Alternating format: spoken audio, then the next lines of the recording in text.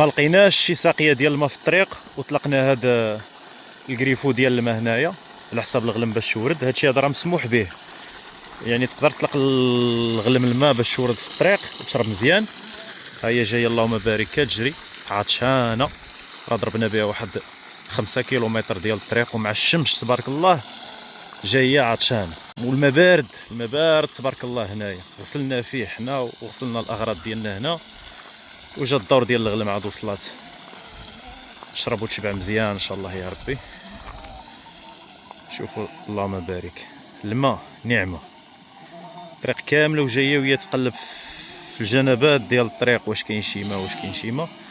حنا لقاتنا موجدين هنا، راه جايبين واحد 30 دقيقه وحنا طالقين هذيك الماء باش نعمروا لهم هاد البلاصه هذه كامله. الماء راه هو داخل هنا لداخل، وهي سبحان الله هي كتعرفوا فين كاين وكتدخل تقلب عليه. دابا راه هي كتدخل تقلب على الماء لداخل، واخا الماء راه مطلوق لهيه ولكن راه هابط مع هاد الساقيه هادي. وشوف الغلم كيفاش كتدخل لداخل تقلب على الماء باش تشرب. اللهم بارك. حنا دابا تقريبا في النهار الرابع ديال الطريق، وان شاء الله غادي نوصلوا غدا، ما بقالناش شي حاجه كثيره.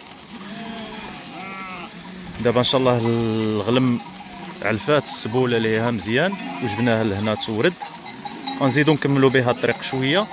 اصلا الغلم دابا شويه وهي تعيا وما تبقاش قادره تزيد تمشى، ونرتاحوا حتى حنا شي شويه حتى العشيه ان شاء الله ونكملوا الطريق. كاين اللي كيورد، كاين اللي كيتبرد. شوف كيفاش كيمشيو الفوينتي ديال الماء كيتمشاو تحت منها باش يتبردوا مزيان. راه الحراره دابا اليوم كاين هنايا في اسبانيا 39 بالنسبه للمغرب تقدر تكون ماشي بزاف، ولكن هنا مع كاين شويه ديال الرطوبه الحراره زايده شويه.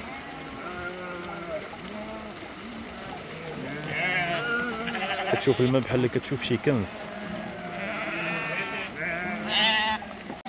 القطيع هذا تبارك الله راه باقي كبير، باقي كبير، راه كاين واحد العدد مهم ديال النعجات هنا اللهم بارك، باش دوز بها واحد 80 كيلومتر ولا 100 كيلومتر ديال الطريق باش طلعها للجبل دوز فيه الصيف.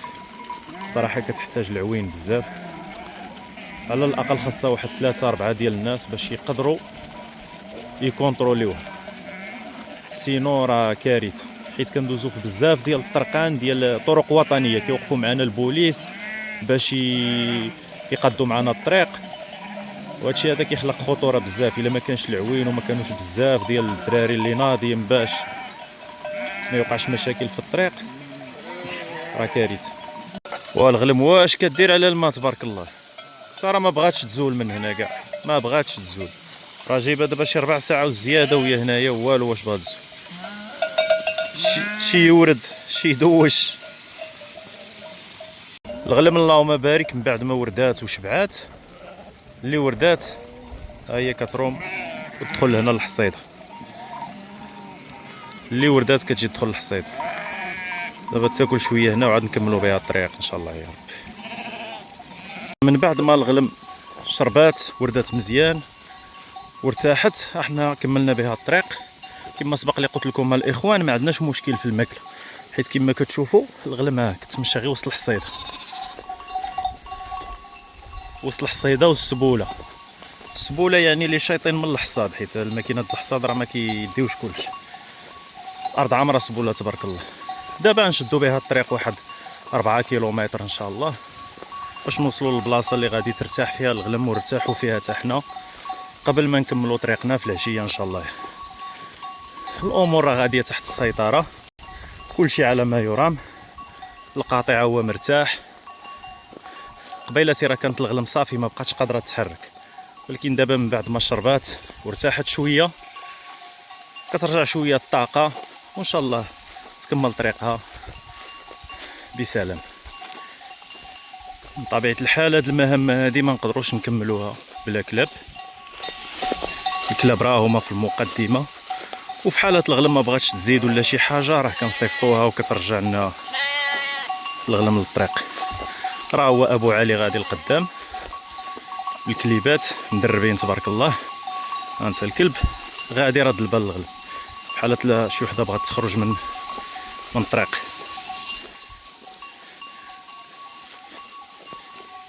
والنعجات كما كتشوفوا اللهم بارك راه كلهم في صحه جيده جيده جدا.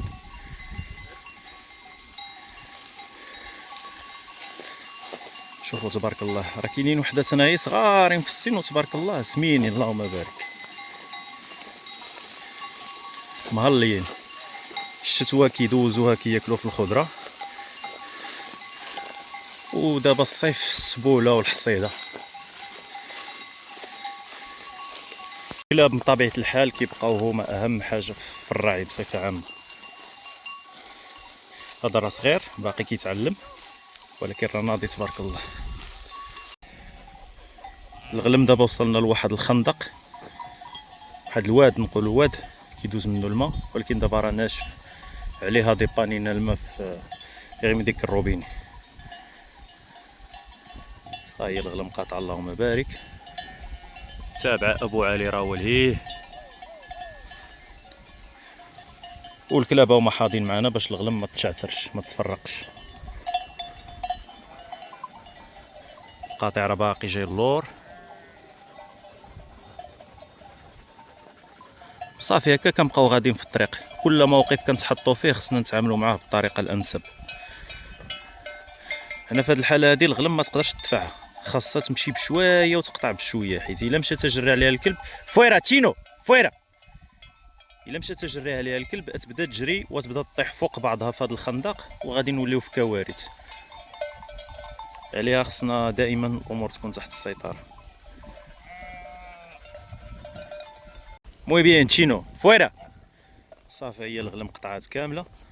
حنا في العاده كنتمشاو قدام الغلم، ما كنبقاوش فاش كنكونوا غاديين وسط الحصيده اولا في الطريق كنتمشاو قدام الغلم، ما كنبقاوش غاديين موراه.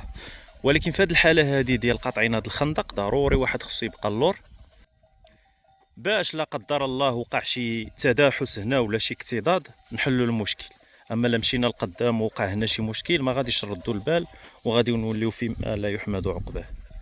ها هي الغلم كامله قطعات تبارك الله، ودابا غادي نمشيو لقدام نسبقوها، وهادشي اللي كاين.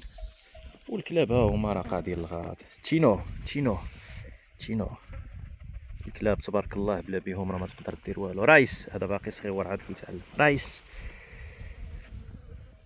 يطلع حتى هو سبع ان شاء الله يا ربي. دابا وسط الحصيده، وكما كتشوفوا الغلم ماشي بالضروره نبقاو غاديين موراها هنايا، حيت ما كاينش خطر، كلشي مواطي كلشي مقاد، عاده كنكونوا القدام.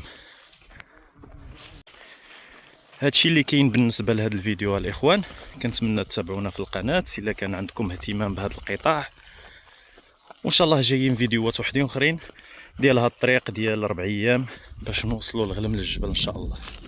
جايين مغامرات بجميع تفاصيلهم، تابعونا وكونوا معنا الفيديوهات القادمه ان شاء الله يا ربي. تحياتي لكم وشكرا.